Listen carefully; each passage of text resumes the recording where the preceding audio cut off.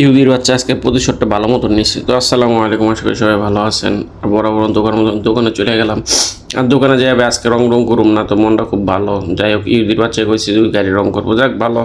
এমন একটা গাড়ি দিছে ভাই, মেজাজ খুবই খারাপ হয়ে গেছে। আর বারে শুক্রবার এই গাড়ি খোঁচাতে মনে একটার উপরে ভাই যে গেছে। তো কী করবো, নামাজের সময় যেতেছে, তো নামাজ পড়তে যাই দিব, তো নামাজ পড়তে চলে গেলাম। আর আলহামদুলিল্লাহ মনটা খুব খুশি, কারণ নামাজ পড়তে একদম পারফেক্ট সময় গেছি।